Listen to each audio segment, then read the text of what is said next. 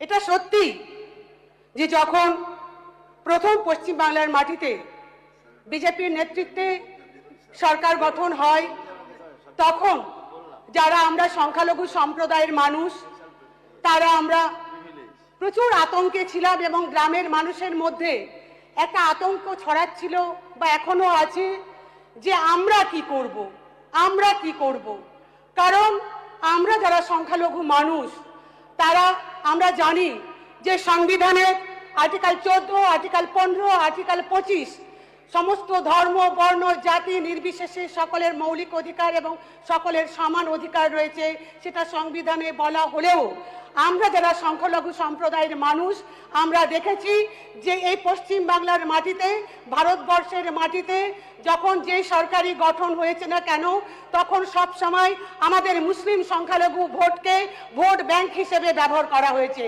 কেউ বলে আমরা মুসলিম ভোটদের নিয়ে ভোট নিয়ে আমরা সরকার গঠন করেছি, আবার কোনো সরকার বলে যে আমরা মুসলমান ভোট বাদ দিয়ে আমরা সরকার গঠন করেছি। আমি একটু আপনাদের ইতিহাস বলতে চাই যে আজকে আমরা কারা, আমরা তো চাই শুধুমাত্র সম্মান, আমরা চাই অধিকার, এর থেকে তো বেশি কিছু নয়। ভারতবর্ষের মাটিতে এখনো পর্যন্ত মুসলিম সংখ্যালঘুদের মধ্যে কেউ প্রধানমন্ত্রী হয়নি, পশ্চিম বাংলার মাটিতে এখনো মুসলিম সম্প্রদায়ের মধ্যে কেউ মুখ্যমন্ত্রী হয়নি এবং এবারে আমরা এটা আশাও করিনি এবং এটা আমরা আশাও করি না। আমরা আশা করি যে সরকারি গঠন হবে সে যেন সমস্ত পিছিয়ে পড়া শ্রেণী সমস্ত পিছিয়ে পড়া বর্ণের মানুষের জন্য সমান অধিকার প্রয়োগ করে তাদেরকে এগিয়ে নিয়ে যাওয়ার চেষ্টা করবে, এটাই আমরা আশা করি। কিন্তু আজকে আমরা দেখতে পাচ্ছি যে আজকে ঈদের নামাজকে কেন্দ্র করে সরকার যে সিদ্ধান্ত নিয়েছে আমরা তাকে সাধুবাদ জানিয়েছি, কিন্তু সাধুবাদ জানানোর পরেও আমরা দেখলাম এই সরকারের একজন গুরুত্বপূর্ণ মন্ত্রী এসআইআর হয়ে যাওয়ার পরেও অনুপ্রবেশ এবং আমাদের যারা অনুপ্রবেশের মধ্য দিয়ে এবং এসআইআর মধ্য দিয়ে এখানে যারা উপযুক্ত নাগরিক সেটা সঠিক হয়ে যাওয়ার পরেও একজন গুরুত্বপূর্ণ মন্ত্রী তিনি বক্তব্য রাখেন যে নামাজ পড়তে গেলে বাংলাদেশে যেতে হবে, এটা আমাদের অন্তরে লেগেছে। তাই অনুরোধ করবো এই হাউসের কাছে এমন কিছু বক্তব্য রাখবেন না যে সংখ্যালঘুরা সবসময় তাদের নিজস্ব আইডেন্টিফিকেশনে ভোগে। এ থেকে আমাদেরকে উদ্ধার করুন। আমরা বাঁচতে চাই আপনাদের মতো, আমরা এগিয়ে যেতে চাই, আপনাদেরকে সকলকে সহযোগিতা করতে চাই, আমরা শুধু সম্মান চাই, এটাই আমাদের কথা। আমাদের এই বক্তব্যে রাজ্যপালের বক্তব্যে আরেকটি পয়েন্ট উঠে এসছে, সেটা হচ্ছে ভারতীয় নাগরিক সুরক্ষা সংহিতা বিএনএসএস। আমরা দেখলাম এখানে একটা যে আমাদের যে নিয়ম রয়েছে বা আইন রয়েছে তাতে সেখানে হাতকড়া পরানো যায় না এবং হাতকড়া পরাতে গেলে সেটা যে অপরাধী তার পারমিশন নিয়ে হাতকড়া পরাতে হয়। কিন্তু আমরা দেখতে পেলাম যে আজকে আমাদের যেই হোক না কেন, বিভিন্ন পদাধিকারী হোক কিংবা বিভিন্ন আমাদের যারা আমাদের জনপ্রতিনিধি হোক যারা অপরাধী, তাদেরকে আমরা কি দেখলাম যে পুলিশের সামনে যে অপরাধ করেছে তাকে তার যদি অপরাধ এতটাই চরম হয় তার জন্য ফাঁসি দিয়ে দিক, আমাদের আপত্তি নেই, কিন্তু পুলিশের সামনে থুতু দেওয়া হচ্ছে, গলায় মালা দেওয়া, গলায় জুতোর মালা পরানো হচ্ছে। এমনকি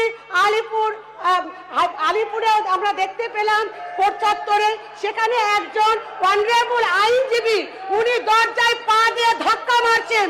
এটা কি আমাদের গণতন্ত্র? এটা কি আমাদের আইন ব্যবস্থা? এটা আমি অনুরোধ করব যে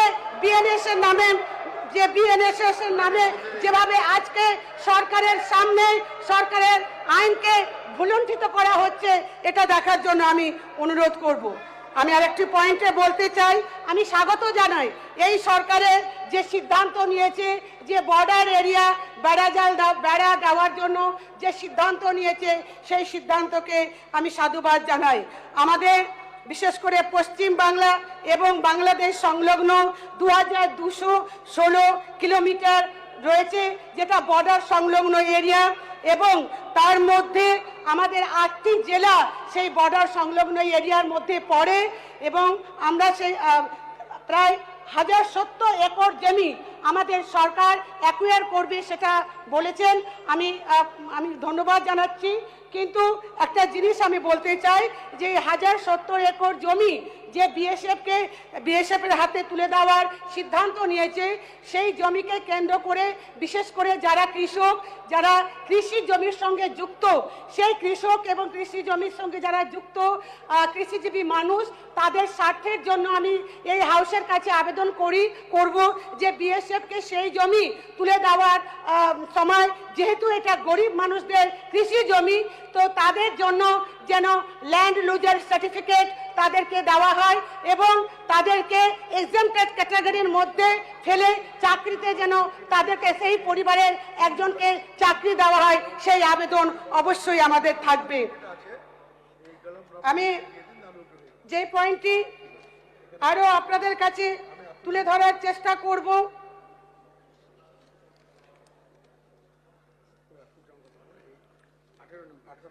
শিক্ষায় থ্রেড কালচার বরদাস্ত নয়, একথা মাননীয় রাজ্যপালের মুখ থেকে বেরিয়ে এসছে।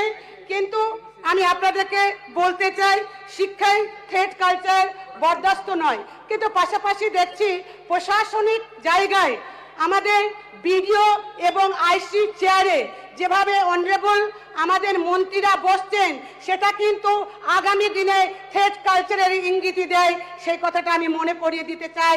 তাই অনুরোধ রাখবো, চেয়ার কিন্তু চেয়ার, সেই চেয়ারে বিডিও কিংবা আইসির চেয়ারে, এসপি কিংবা ডিএম এর চেয়ারে আমরা কিন্তু বসতে পারি না। তাই কোনো প্রকারে তাদেরকে দাবিয়ে দেওয়ার জন্য চেষ্টা না হয়, তাদেরকে থ্রেড কালচারের আওতায় যেন ফেলা না হয়, সেই আবেদন আমার থাকবে। আপনার 1 মিনিট। ঠিক আছে, আমি শেষ করব 1 মিনিটের মধ্যেই।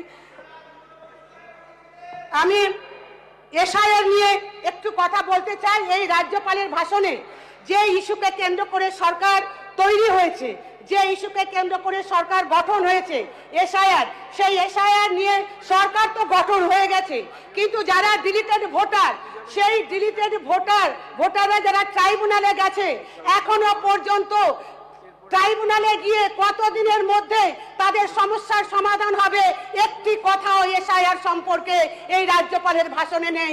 আমি কিন্তু এটা স্ট্রংলি আমি বিরোধ করছি যে এসআইআর সম্পর্কে যারা ট্রাইব্যুনালে আবেদন করেছেন, সরকারের ভূমিকা কি, কতদিনের মধ্যে তারা তাদের ভোটাধিকার ফিরে পাবে, অরিজিনাল ভোটাধিকার ফিরে পাবে, সেই বক্তব্য আমি আশা করি জবাবি ভাষণের মাধ্যমে ফুটে উঠবে।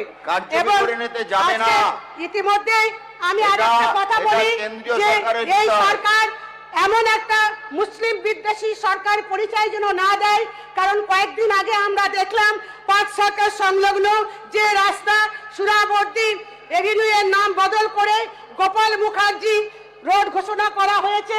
আমি অদ্ভুত একটা সরকার হতে পারে, অনারেবল শুভেন্দু অধিকারীর নামেও আরো 5টা শুভেন্দু অধিকারী হতে পারে, কিন্তু তার মানে এই নয় যে বাইরের শুভেন্দু অধিকারীকে আমি এনে অনারেবল সিএম এর জায়গায় বসিয়ে দিব, এটা কিন্তু হতে পারে না। আমরা জানলামই না যে সুরাবর্দী এভিনিউ তার নামে রাখা হয়েছে, অথচ তার নাম কেটে দিয়ে আজকে গোপাল মুখার্জি রোড করে দেওয়া হলো। এটা কি চিন্তার বিষয় হলো না? কারণ একটাই আমি খুঁজে পেলাম, যে নামটা হচ্ছে সুরাবর্দী, কারণ নামটা হচ্ছে মুসলিম নাম, তাই ভাবছে যে মুসলিম নাম রাখা যাবে না। তাই এটা আমি অনুরোধ করব যে ইমিডিয়েট যে এই সংশোধন করে নিয়ে যে সুরাবর্দী এভিনিউ নাম ছিল, সেই সুরাবর্দী এভিনিউ যেন নাম রাখা হয়, সেটা আমি আপনাদের কাছে অনুরোধ করব। যাই হোক, আমি আমার বক্তব্য না বাড়িয়ে আমি আপিল করব রাজ্যপালের অনেক ভালো কথা আছে, এগুলোকে সমর্থন করিয়ে এবং যে বিষয়ে আমি তুলে ধরলাম এবং আমাদের দল থেকে যেগুলো সংশোধনী আমরা দিয়েছি সেটাকে সমর্থন করবেন, এই বলে আমার বক্তব্য শেষ করছি। ধন্যবাদ স্যার।